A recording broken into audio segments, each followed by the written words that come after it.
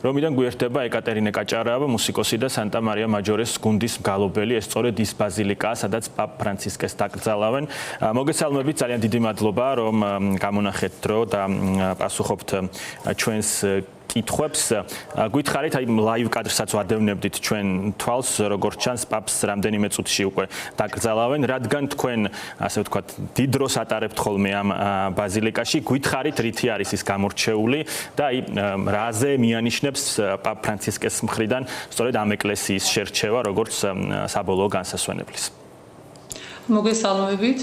პაპის მხრიდან სურვილი რომ ყოფილიყო დასაფლავებული ამ ტაძარში მიანიშნებს იმას რომ მას ძალიან დიდი სიყვარული ჰქონდა ღვთისმშობლის მიმართ და სწორედ ის სურვილი ჰქონდა რომ ყოფილიყო დასაფლავებული იმ ხატის გვერდით, აი იქ არის კაპელა სალუს პოპული რომანი, ანუ რომელი ხალხის მხსნელად ითვლება ღვთისმშობლის ის სასაუთმოქმედი ხატი და მან მოისურვა იმ ხატთან ახლოს გვერდით კაპელაში, კაპელა ნიშნავს მცირე ეკვდერს პატარა ეკლესიას ამ დიდ უშელებელ ბაზილიკაში, იქ ქონოდა განსასვენებელი, რომელიც გამორჩეული იქნება მისი უბრალოებით, მან მოისურვა რომ არ ყოფილიყო წარწერა არც პაპის, არც არა უბრალოდ ფრანცისკოს მისი სახელი ლათინურად და ეს მეუთითებს მისი მხრიდან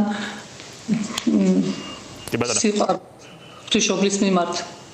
აი გვითხარით თქვენი ჩართულობა დღევანდელ დღეს როგორი იქნება, რას გეგმავთ უშუალოდ ბაზილიკაში? დღეს საღამოს 9 საათზე იქნება ლოცვა, ეს სრულიად განსაკუთრებულია, როგორც წესი ბაზილიკაში წირვა-ლოცვა არის კვირის განმავლობაში ყოველდღია, მაგრამ ესეთი საზეიმო წირვები აღენიშნება კვირადღეს, კვირადილით და დღესასწაულებში და დღეს აი განსაკუთრებული ლოცვა იქნება საღამოს 9 საათზე ბაზილიკის წინ. ვინაიდან ბაზილიკა მომლოცველებისთვის გაიხსნება უკვე ხვალდილიდან. და ხვალდილითაც უკვე იქ იქნება. და ბევრ ასე ვთქვათ ადამიანს ელოდებით როგორც ჩანს, იმიტომ რომ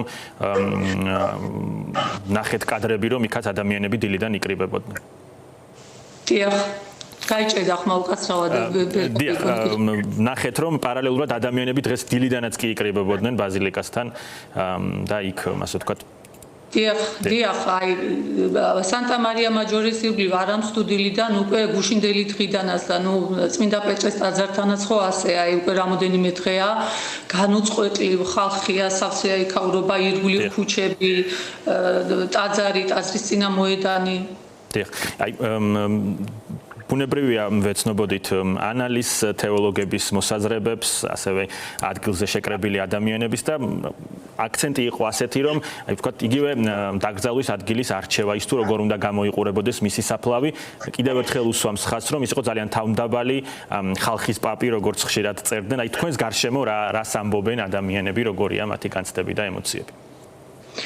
ჩემს გარშემო ადამიანებს ძალიან უყვართ პაპი, აფასებენ მას მისი უშუალობის გამო, უბრალოების გამო და აი იხსენებენ ისეთ მომენტებს, აი მისი პონტიფიკატის პირველი დიდი ხუთშაბათი, თუ როგორ წავიდა ის ციხეში პატიმრებს, ყოველდღე ხუთშაბათს მიდოდა ხოლმე ფეხთან რიტუალს იქ აღასრულებდა და ალბათ ყველამ ნახეთ ის მომენტიც, რომ აი გასულ ხუთშაბათსაც იქ იყო პატიმრებთან და ცდილობდა ყოველთვის ახლოს ყოფილიყო ასეთ ხალხთან.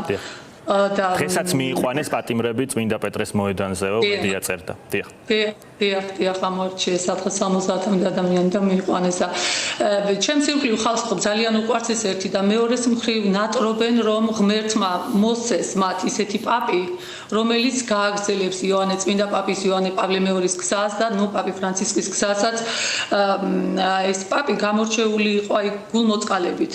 მისი პონტიფიკატისთვის დამახასიათებელი ეს არის გულმოწყალება აი ისეთ ადამიანებთან ახლო დგომა, რომელიც შეიძლება ითქვას უმცირესობაში არიან და ნუ რა თქმა უნდა მშვიდობისთვის ბრძოლა, ბუნებაზე ბრძოლა ზოგადად ეს როგორც აი გარემოზე, როგორც დედამიწა, როგორც ჩვენი სახლი და ასე შემდეგ და ამდენად აი ასეთ საკითხებზე და ნუ ნატრობენ რომ ეყოლოთ ისეთი პაპი, რომელიც გააგრძელებს ამ გზას. ლოცულობენ. არის თქვა რაიმე რისკი ან სიურპრიზი ამ ნაწილში, აი რა დისკუსიებია ახალ პაპთან დაკავშირებით.